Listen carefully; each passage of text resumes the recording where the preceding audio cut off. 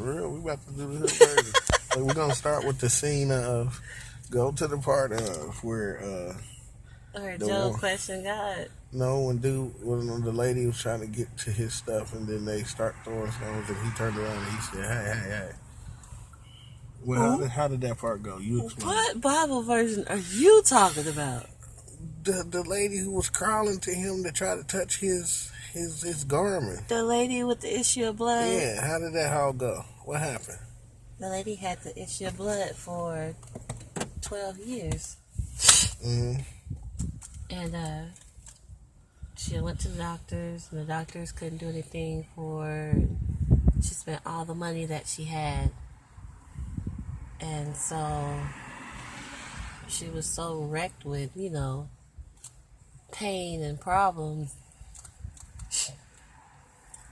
And so here Jesus comes through the city, and she hears the commotion of Jesus walking through the city. Can you imagine that? That's right around the time where Jesus is almost like in our age, he was like a superstar. He was like LeBron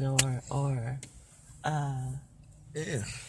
or Prince. You know how people used to go crazy for Prince? No. We're not going to use Prince. Okay. No. Michael Jackson. You just oh, Jesus. I could preach on that. I'm just saying. Okay. But you know how famous they were, right? Okay, so here this whole commotion and this big, huge crowd is following Jesus as he walks down the street. And the woman with the issue of blood hears all of the commotion, and she goes out amongst the crowd to get to Jesus. Now, in that time, according to the Bible, a woman who had an issue of bleeding was considered unclean.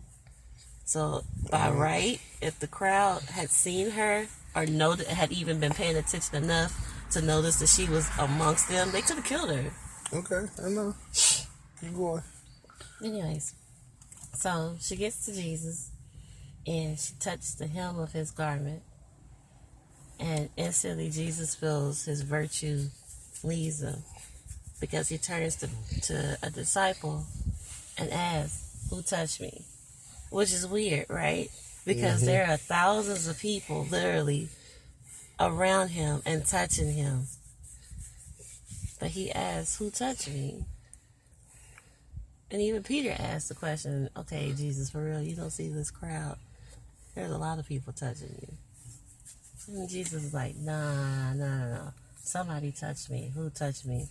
In other words, somebody had stripped him of a piece of his virtue, his power. Mm-hmm. And it only took a woman who had faith that was able to do that. Mm-hmm.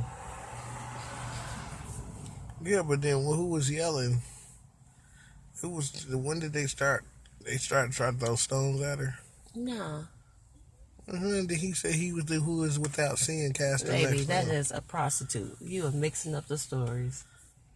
What is he do? So where did the prostitute try to touch his clothes too? No. No. So what are you talking? When did he say that? You When he asked me about the woman with the issue of blood. Yeah, but she touched his garment. But when she touched him, didn't they say she was made whole? Yeah, but then when she got up, they still judged her, right? No. And they tried to throw stones at her, and he stood in front of her and said, "He is who without sin." So what is he? That's a different woman. That's a totally different woman. So who was she? He just saw her getting stones thrown at her? No, the priest brought her before him to try to trick Jesus into answering this question. Okay, so basically here it is. You basically have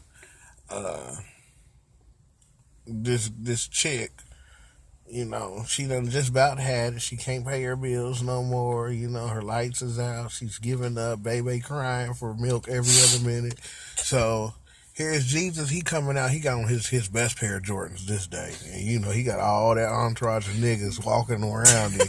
And, she like, "Oh my gosh, he must be a nigga that can help me." No, so she ran. No. And then he turned around and basically said, "Okay, man, who just touched me, man?" You know, his nigga like, hey man, they nobody touch you, nigga. You know, he like, no, for real, who just touched me? And then here it is, you got down there talking about, man, look here, nigga, I'm so tired, nigga. These niggas just running all over me. They want to call me and tell me they want to come over, and then they come over and they niggas want to do it, nigga, play Xbox. I am tired. I want me a good man, Jesus. I just want you to like pray over me. And you know, he basically looked at her and said, look, man, get up. Get up. You go to that job center. And I guarantee you that when you get there, I'm going to have a blessing waiting on you. No. You know what I mean? And then I thought that, you know, niggas was like, oh man, no, that's whatchamacallit, girl, man, no, what you doing that for? And Jesus said, hey man, nigga, shut up. No. Come on, man, for real, shut up. No. You chasing around with little baby and then so how you gonna judge her and tell she chasing around? Nah, let her shut up, nigga. She just touched me, nigga. She came all the way to me to get something and I gave it to her. And you just mad. You get out of my crew, nigga. Bye.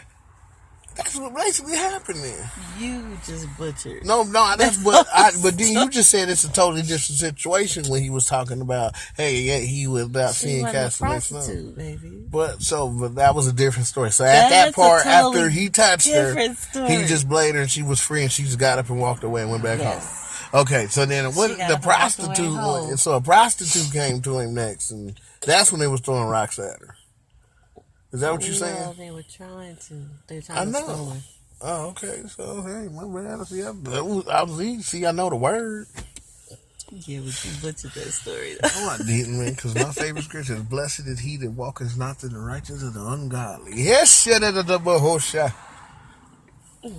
oh, yeah, see, you felt that one. So, yeah, that was a segment of, you know, how I view, you know, the word.